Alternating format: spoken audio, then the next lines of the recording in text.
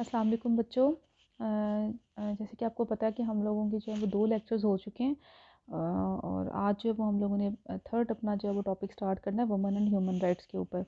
तो औरतों के हकूक़ के बारे में जो है वो तमाम आलमी इदारे जो है वो बहुत एक्टिव हैं। ठीक है, पहली बात तो ये, जितनी डिस्क्रिमिनेशन जो है वो औरतों को लेके हो रही है हमारी सोसाइटीज़ के अंदर, तो उसको जो है वो लेके बहुत फोकस्ड है हमारे इंटरनेशनल ऑर्गेनाइजेशंस। तो यूएन की जनरल असम्बली ने जो है वो औरतों के हकूक़ के ऊपर जो है वो कन्वेंशन जो है वो किया था, और एक बिल पास हुआ था, बाकायदा इसको इम्प्लीमेंट भी किया गया सीडा के नाम से, दैट इज़ वन। ठीक है, एंड द फुल फॉर्म जो है वो इसकी convention on the elimination of discrimination against women, ठीक है, दैट इज़ कॉल्ड सीडा। ये जो कॉन्फ्रेंस हुई थी वो टोटली जो है वो औरतों के जो है वो हकूक़ को लेके जो है वो फोकस किया गया था कि किस तरह से जो है वो जितने भी मसाइल हैं औरतों को लेके, वो किस तरह से सोसाइटी में हमारे बढ़ रहे हैं और किस तरह से जो है उसको हम लोग कंट्रोल कर सकते हैं। तो जो बेसिक इसके प्रिंसिपल्स थे वो भी आपको बताती चलूँ, जिसकी बेस पे ये कॉन्फ्रेंस की गई थी, कन्वेंशन जो है वो हुआ था। नंबर 1 पे जो है वो कोर प्रिंसिपल्स इसके कहलाते हैं equality, and second one is non discrimination, and the third and the last one state obligation. ये 3 जो है ना ये मेन इसके प्रिंसिपल्स थे। ठीक हो गया, इसको लेके जो है इसके ऊपर जो है वो कन्वेंशन हुआ। अब यूएन की जनरल असम्बली, ऑब्वियसली आपको पहले भी हम लोग कल परसों के लेक्चर में डिस्कस कर चुके हैं कि जो यूएनओ का जो अदारा है, उनकी जो जनरल असम्बली है, उन्होंने जो है वो ये सारा सिस्टम जो है वो संभाला हुआ है, और उन्हीं की जो है वो जनरल असम्बली का अगेन ये कन्वेंशन हुआ था 1979 में, और इसको पास किया गया था, यानी केम इनटू फोर्स, बाकायदा इसको इम्प्लीमेंट किया गया 1981 में, 2 सालों के बाद। ठीक है, और 18 जो है वो इसकी मेंबर स्टेट्स हैं जिन्होंने जो है वो इसमें शमूलियत इख्तियार की, और इसकी जो है वो इसके ऊपर सिग्नेचर हुए। उसके बाद जो है प्रिंसिपल्स ऑफ सीडा, जैसे आपको पहले बता चुकी हूँ, कोर प्रिंसिपल्स इसके 3 ही थे, principles of equality, principles of non discrimination and principles of state obligation. इन तीनों के ऊपर जो है उन्होंने जो मेन डिस्कशन जो है वो इस कन्वेंशन में हुई है। नेक्स्ट इसके आर्टिकल्स हैं कुछ, ये भी 30 आर्टिकल्स हैं, बहुत शॉर्ट फॉर्म में आपको दिए हुए हैं। वही सारे राइट्स हैं जो आपको चाइल्ड जो है वो के ऊपर हम लोग सीआरसी जो है वो अभी नेक्स्ट लेक्चर में पढ़ेंगे, तो उसको डिस्कस करेंगे, तो वो भी वही चीज़ होगी, तकरीबन मिलते जुलते सबके जो है वो राइट्स हैं। नंबर 1 पे डेफिनेशन है, स्टार्ट में ही पहले 30 आर्टिकल्स पे बेस ये सीडा का एक जो है वो डॉक्यूमेंट है, जिसमें सबसे पहले डेफिनेशन डिस्क्रिमिनेशन की गई है कि डिस्क्रिमिनेशन एक्चुअली होता क्या है, औरतों के साथ अगर डिस्क्रिमिनेशन हो रही है तो उसका मतलब क्या हो सकता है। Second pay policy measures to be understand to eliminate discrimination. Number 1 pay discrimination हो गई, उसको समझ आ गई, उसके बाद उन्होंने कहा कि पॉलिसी मेजर्स हम क्या क्या ले सकते हैं ताकि इस डिस्क्रिमिनेशन को, हर किस्म की डिस्क्रिमिनेशन, हर एक जो है वो लेवल के ऊपर उसको रोका जा सके। तीसरा इसका जो है था वो guarantees basis basic human rights and fundamental freedoms on equal basis with man. तमाम जो हकूक़ औरतों को दिए जा रहे हैं उस चीज़ का जो है वो उन्होंने कहा कि अब देखा जाएगा कि ये औरतों को मर्दों के बराबर हकूक़ मिल रहे हैं या इसमें किसी किस्म की डिस्क्रिमिनेशन हो रही है। यानी दोनों औरतों और मर्दों के दोनों के राइट्स को सामने रख के उन्होंने जो है उसको इक्वलिटी की बेस पे जो है वो सेट किया। Temporary special measures to achieve equality, फौरी तौर पे जो है उसको इम्प्लीमेंट करने के लिए उन्होंने कहा कि फौरी तौर पे हम लोग कौन सा मेजर्स ले सकते हैं, तो उन्होंने उस स्पेशल मेजर्स को जो है वो अटेन किया और उसको इम्प्लीमेंट किया। उसके बाद कुछ प्रॉब्लम्स, मेन प्रॉब्लम्स जो औरतों के मसाइल हैं ओवरऑल पूरी दुनिया में औरतें जो सफ़र कर रही हैं, trafficking, prostitution, political and public life उनकी डिस्टर्ब होती है, पार्टिसिपेशन एट इंटरनेशनल लेवल, उनको पार्टिसिपेशन करने का मौका नहीं दिया जाता, और उनको समझा जाता है कि बस ये सेकंड जो है वो हमारी ऑप्शन है, इसलिए जो मर्दों को जो फ़राइज़ दिए जाते हैं, जो उनको प्रायोरिटीज़ दी जाती हैं, वो औरतों को नहीं दी जाती।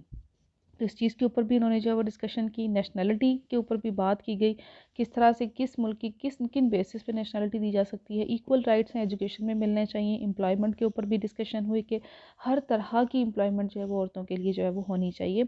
हेल्थ केयर के ऊपर एंड फैमिली प्लानिंग के ऊपर भी जो है वो डिस्कशन हुई कि इसमें भी औरतों के साथ बहुत ज़्यादतियाँ होती हैं।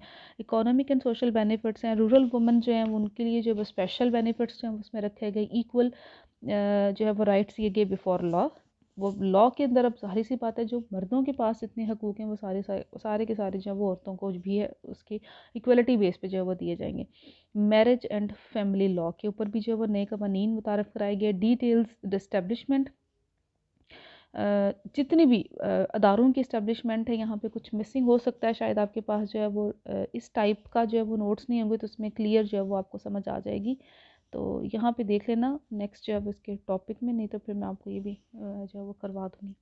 फंक्शन ऑफ द कमेटी जो है वो कौन कौन सी होनी चाहिए, the elimination of discrimination against women, CEDAW comments, फिर रिड्यूस वायलेंस है, और right to education, right to food, right to educate, standard of living, right to protection, right to life, right to movement. ये तमाम rights हैं जो equality की base पे मर्दों की शाना बशाना जब उनको मिले गए।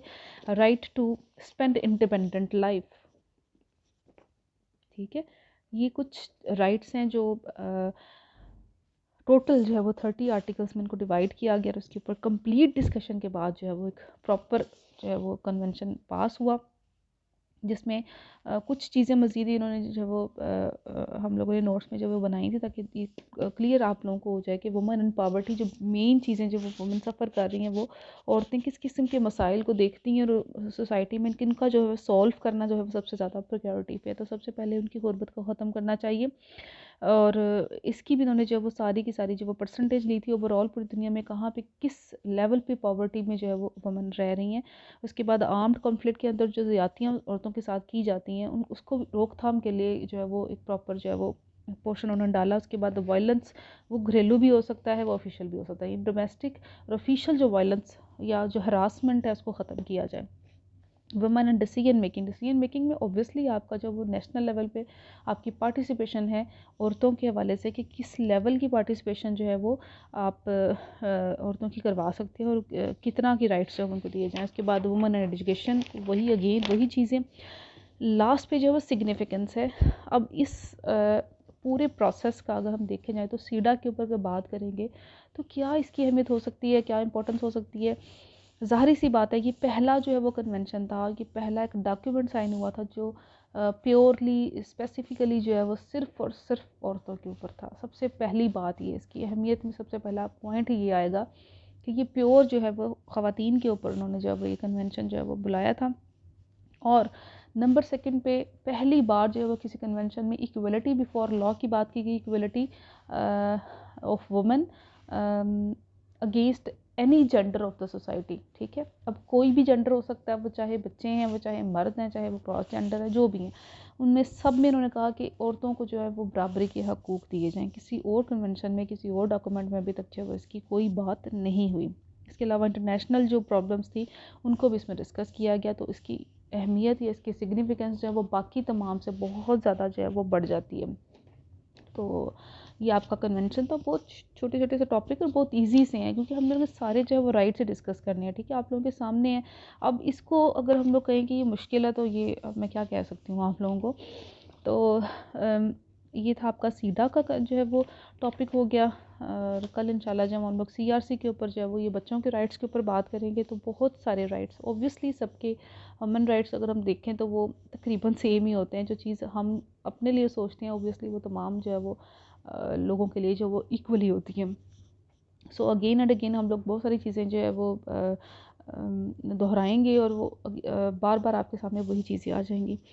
कुछ चीज़ें अगर नहीं समझ में आ रही तो आप पूछ सकते हो, और कुछ आपके फ़ोल्डर में जो नोट्स हैं आप देख लेना कि इस फॉर्म में आपको नोट्स मिले हैं या फिर थोड़े से चेंज होंगे, तो कोई इशू नहीं है। वो आपके जो है वो प्रिंट फॉर्म में होंगे तो वो भी सेम चीज़ें होंगी। एक दफ़ा आप इसको देख लेना, पढ़ लेना, तो वो एक ही चीज़ निकलेगी।